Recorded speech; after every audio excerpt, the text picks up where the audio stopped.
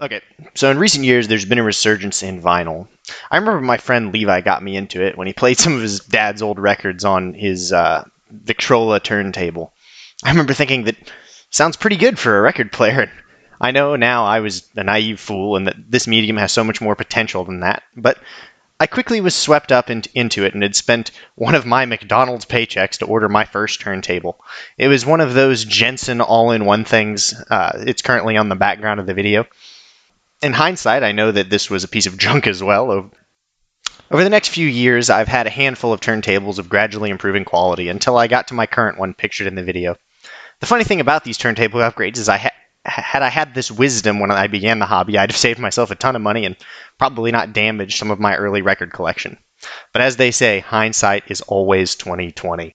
In this video, I'm showing a few of the decisions that have turned into my long-term vinyl setup and care devices, as well as explaining why they were my choices.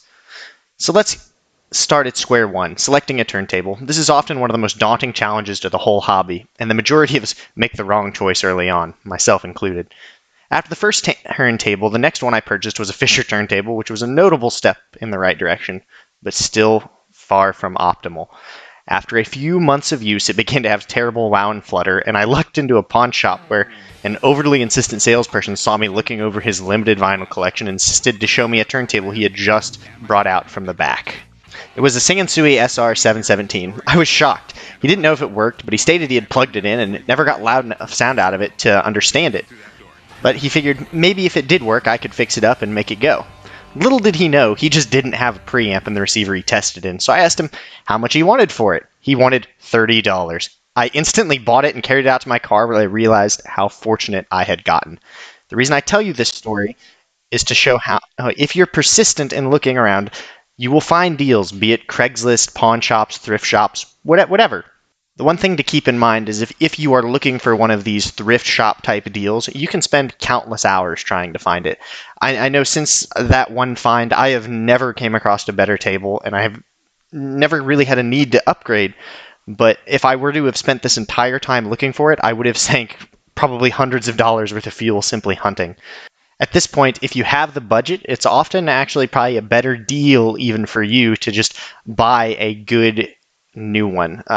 There's the U-Turn series. They run from $300 up, but even the $300 one is pretty good.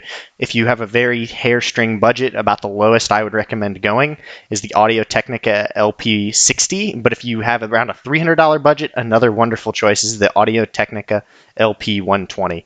Many long-term hobbyists recommend this one as well, and they end up building from it. They end up putting whatever caliber cartridge they choose on it because they're new. While you may be able to look up some of the classic ones, their initial specs may beat out this Audio-Technica LP120, but you're going to find that a lot of them, if you were to actually test them, have fallen out of that initial tolerance. And a secondary thing that you'll probably have to do with any of the older ones is you're going to immediately have to go buy a stylus. You should not play your records on a stylus you don't know the history of.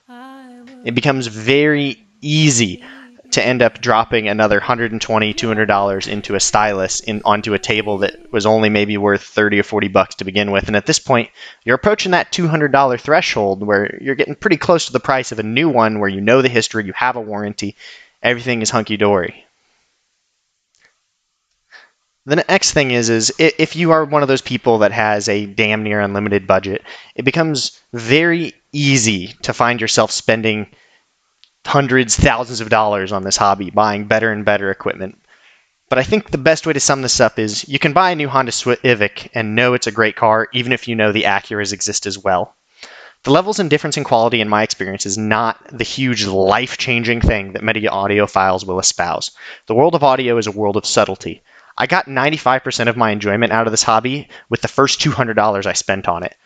Since then, I've only been able to pull nuance out of my system with the following about $300 worth of system I'm sitting on at the moment. And that's only gained me about another 5% of enjoyment.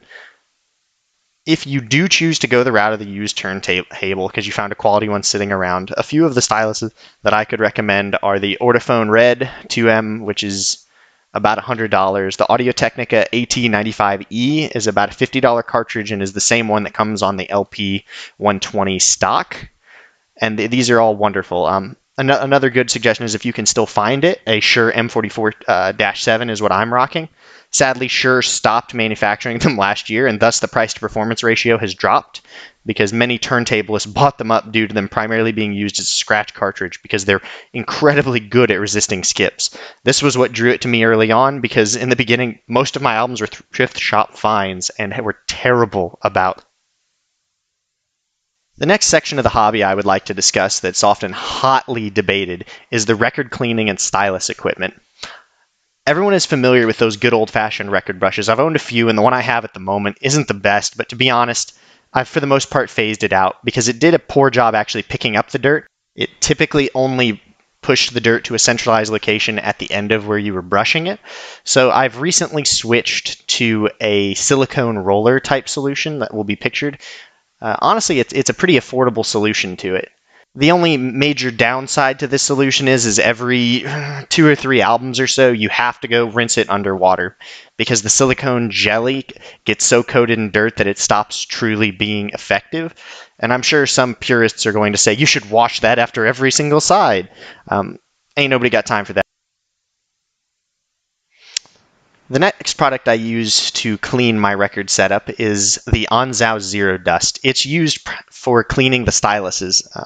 In the past, I've used the brushes and stylus solutions that my local record shop sold me, and I really wasn't all that impressed by them, and the ghetto magic eraser method, which worked well, although I'm sure is harder on my stylus than I'd recommend now, especially now that I have a better solution. All you have to do is dip the stylus on it 2 to 3 times and it pulls all the crud off of it. It works wonderfully.